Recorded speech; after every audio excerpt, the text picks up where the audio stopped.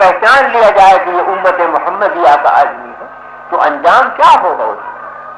تو بہرحال معلوم ہوا کہ علم بھی ایک نور ہے، عمل بھی ایک نور۔ اصلی نور علم ہے، اس علم سے پیدا ہوتا ہے عمل کا نور، تو ظاہر باطن دونوں منور ہو جاتے ہیں۔ اسی لیے فرمایا گیا کہ الصلاۃ نور، نماز انسان کے حق میں نور۔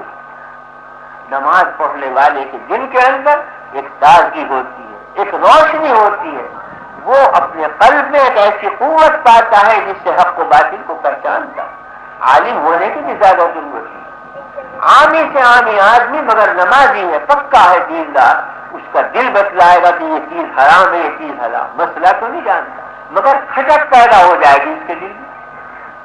اسی بات سے جب سوال کیا گیا جناب رسول اللہ صلی اللہ علیہ وسلم سے کہ مل اسم یا رسول اللہ، گناہ کیا چیز؟ آپ نے یہ نہیں فرمایا کہ زنا کاری گناہ، چوری کرنا گناہ ہے، قتل کرنا گناہ، یہ ہے گناہ، یہ نہیں فرمایا۔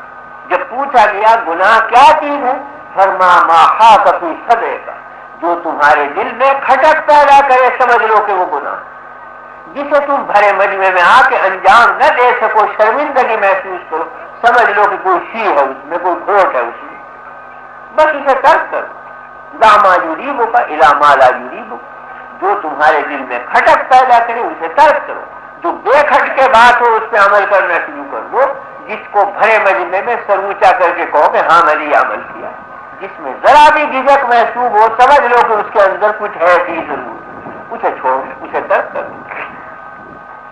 یہ قوت پیدا ہو جاتی ہے عمل کے نور۔ تو اصل میں تو چلتا ہے نور قلب سے ایمان کے نور، وہ آتا ہے عمل کے اوپر ہاتھ پیر پہ، عمل سے لوٹ کر پھر قلب کی طرف جاتا ہے، پھر قلب کی نورانیت بڑھتی ہے، تو ایک دور ہے، ایک سلسلہ ہے اندر سے باہر تک، چکر ہے نورانیت کا، اندر سے باہر، باہر سے اندر، باہر سے اندر، اندر سے باہر چلتا رہتا ہے سلسلہ۔ تو قلب میں بھی روشنی بڑھتی رہتی ہے، ہاتھ پیر پر بھی روشنی بڑھتی رہتی ہے، یعنی وہ کھلا ہوا نور تو خیر قیامت کے لیے نمایاں ہوگا۔ ہم تو دنیا میں بھی دیکھ، مومن سارے کے سارے گورے ہی نہیں ہوتے، کالے بھی تو ہوتے ہیں، مگر کالا آدمی بھی اگر مومن ہے اس کی کالک میں بھی ایک نورانیت ہوتی ہے، ایک نزاکت ہوتی ہے، ایک لطافت ہوتی ہے، چہرے کے اوپر سختی نہیں برستی، قساوت نہیں برستی۔ وجہ اس کی ہے کہ وہ تو رحمان پرستی کرتا ہے، رحمان کے آگے جھکتا ہے تو رحمت اس کے قلب میں آتی ہے۔ جو لوگ پتھروں کے آگے جھکتے ہیں اور انہیں پوجتے ہیں، وہی پتھروں کی سے قساوت ان کے قلب میں بھی آ جاتی ہے، ان کے دل بھی پتھر بن جاتے ہیں۔ تو جو سنگ پرستی کرے وہ سنگ دل بنے گا، جو رحمان پرستی کرے اس کے دل میں رحمت آئے گی، پیدا ہوگی قدرتی۔ تو وہ جو اللہ کو پوجتا ہے، ہر وقت اس کے آگے جھکا ہوا ہے، اس کے حکم کے مطابق ظاہر باطنی پاکیزگی طہارت حاصل کرتا ہے، تو اس کے چہرے پر ایک نورانیت ہوتی ہے جسے ایماندار پہچان لے۔ فرمایا گیا ہے کہ المومن مرآۃ المومن یا المسلم مرآۃ المسلم، ایک مسلمان دوسرے مسلمان کا آئینہ ہے۔ ہر مسلمان کو اپنا چہرہ بھی نظر آتا ہے دوسرے کے اندر، اگر دوسرا ایمان والا ہے تو اپنے کھوٹ روشن ہوں گے کہ یہ تو اتنا عمدہ، میں اتنا برا، اس کی ایمانداری سامنے آ کے اپنی برائی روشن ہوگی۔ تو ایک مسلمان دوسرے مسلمان کا آئینہ ہے، دوسرے مسلمان کے اندر ہمیں وہ معیار پر اس پر جانچتے تھے لوگ اپنے کو، جو پورا اتر گیا وہ حق پر ہے، جو نہ اترا وہ نہیں ہوتا تھا حق پر۔ تو جیسے آپ کی ذات آئینہ تھی، آپ مومن کامل اور مومن اول ہیں اس امت کے، آپ کی جھوٹیوں کے صدقے میں اوروں کو بھی نور نصیب ہو اور بھی مومن بنے۔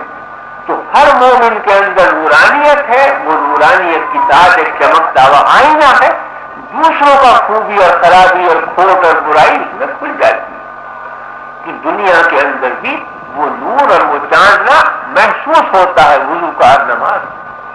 تو جیسے علم ایک نور ہے ویسے عمل بھی ایک نور ہے۔ جیسے حدیث شریف میں فرمایا گیا کہ اگر رات کو سوتے وقت کوئی شخص سورہ تبارک الذی روز پڑھ لیا کرے، سورہ ملک کو یاد کر لے، یا کسی کو یاد نہ ہو باوجود ہو قرآن شریف سامنے رکھ کے پڑھے اور پڑھ کر سو جایا کرے اور عادت ڈال لے، تو فرماتے ہیں کہ یہ سورہ تبارک الذی قبر کا چاندنا بنے گی۔ اس کے قبر جو ہے تنہائی کا گھر، ظلمت کا گھر، اس کی ظلمت، اس کی تاریکی رفع ہوتی ہے سورہ تبارک الذی کی قرآن۔ تو بعضی صورتیں قلب کا نور ہے، بعضی قبر کا نور ہے، بعضی ہاتھ پیر کا نور ہے، بعضی زمانے کا نور ہے۔ حدیث میں فرمایا گیا ہے کہ اگر سورہ کہف ہر جمعہ کو انسان پڑھے تو ایک جمعے سے دوسرے جمعے تک اس کے لیے نور بنا دیا جائے، روشن کر دیا، وہ پورا زمانہ روشن ہو گیا ہفتے بھر کا اس کے لیے۔